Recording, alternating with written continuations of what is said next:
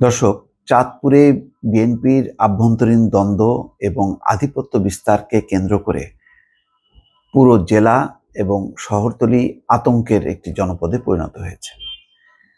প্রায় প্রতিদিনই এই খবরাখবর আসছে। গতকালকে তেমনই একটি পরিস্থিতি ছিল। খবরে বলা হচ্ছে, স্থানীয় যে পত্রপত্রিকাগুলোর খবর এসছে আমার হাতে, তাতে বলা হচ্ছে যে চাঁদপুর শহরে ককটেল বিস্ফোরণে জনমনে আতঙ্ক। দুটি তিনটি গ্রুপ, নানা গ্রুপ, এবং তার কেন্দ্রে আবার আছে হচ্ছে চাঁদপুর জেলা বিএনপির সভাপতি শেখ ফরিদ আহমেদ মানিক। এখানে অর্থ সংবাদ একটি অনলাইন পত্রিকা, সেখানে বলা হচ্ছে যে জেলা বিএনপির সভাপতির দখলদারিত্ব প্রভাব বিস্তারে আতঙ্কিত চাঁদপুরবাসী। এখানে বিভিন্ন সূত্র থেকে বলছে যে দীপুমনির যে সমস্ত দখল এবং আধিপত্য জায়গাগুলো ছিল, সেই জায়গাগুলো নতুন নতুন অধিপতিরা সেই জায়গাগুলো দখল করে নিচ্ছে, নিজেদের নিয়ন্ত্রণে নিচ্ছে। আর সেটা নিয়েই আভ্যন্তরীণভাবে বিভিন্ন নেতা কর্মী, বিভিন্ন গ্রুপের মধ্যে দ্বন্দ্ব সংঘাত লাগছে। তার মানে হচ্ছে এখানে ওই দখলদারিত্বের নতুন চেহারা পরিবর্তন হচ্ছে, বা নতুন চেহারায় আবির্ভূত হচ্ছে, পরিস্থিতি একই রকম থেকে যাচ্ছে। গতকালকে যে ঘটনাটা ঘটেছিল, সেখানে যে রিপোর্টটা এসছে তাতে বলা হচ্ছে, এবং অনেকে আহত হয়েছে, সেই আহতদের ছবিগুলো এসছে আমার হাতে ইতিমধ্যে।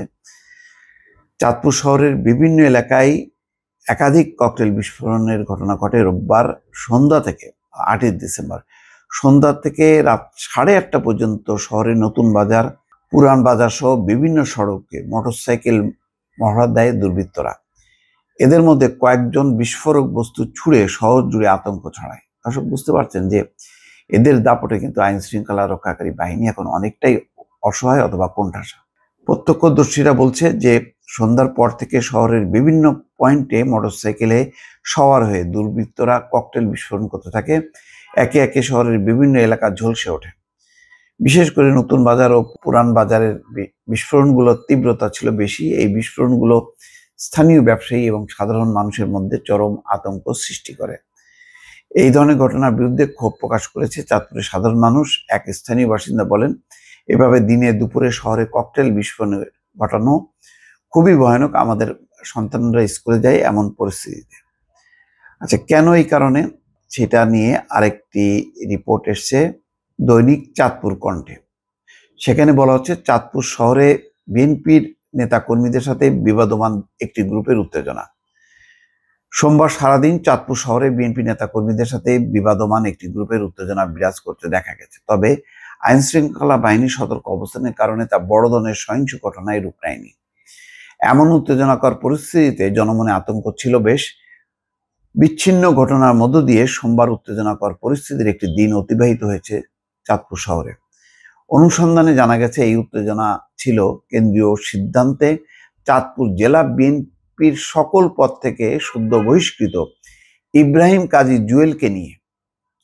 জেলা বিএনপির নতুন কার্যালয়ের জন্য জমি খরিদ করার বিষয়ে জেলার শীর্ষ নেতার নাম জড়িয়ে সামাজিক যোগাযোগ মাধ্যমে মিথ্যা অপপ্রচার চালানোর অভিযোগ ওঠে কাজী জুয়েলের বিরুদ্ধে।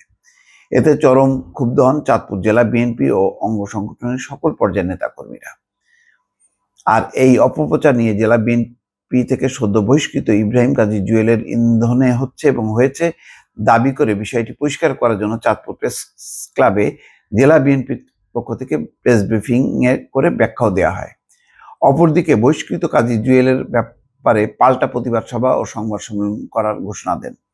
এই সংক্রান্ত ঘোষণা জুয়েল তার নিজস্ব ফেসবুক আইডি থেকে প্রচার করেন। এই নিয়ে চাঁদপুর শহর কেন্দ্রিক বিএনপি নেতা কর্মীদের মাঝে উত্তেজনা এবং অসন্তোষ দেখা দেয়। এক পর্যায়ে সোমবার সকাল থেকে শহরের বিভিন্ন পয়েন্টে ওয়ার্ড ভিত্তিক নেতা কর্মীরা দলের সাংগঠনিক শান্তি শৃঙ্খলা বজায় রাখার জন্য অবস্থান নেন এবং মিছিলও করেন।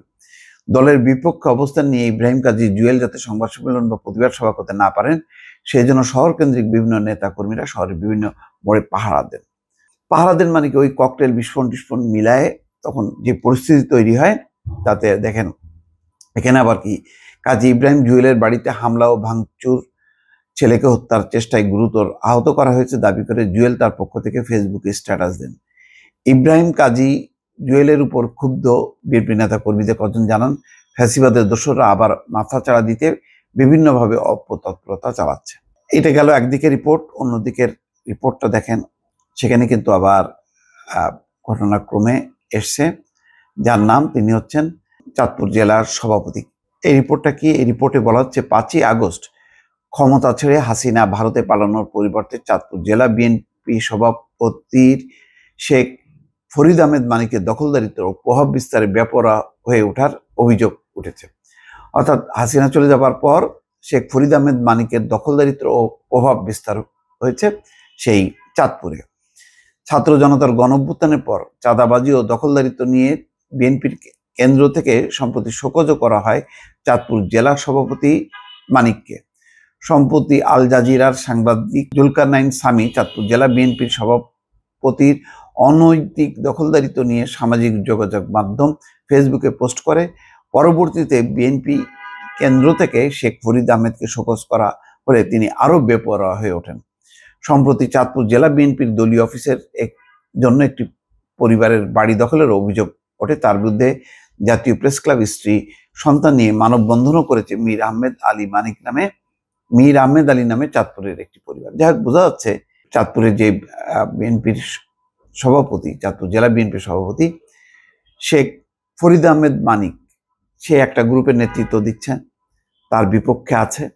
এখন এই অবস্থার মধ্যে পুরো বিষয়ে যদি কেন্দ্র হস্তক্ষেপ না করে, আর যেভাবে ককটেলবাজি হয়েছে গতকাল সারা দিন, তাতে কিন্তু ওই এলাকায় বিএনপির ভাবমূর্তি বলে আর কিছু থাকবে না। দর্শক, ভালো থাকবেন। আল্লাহ হাফেজ।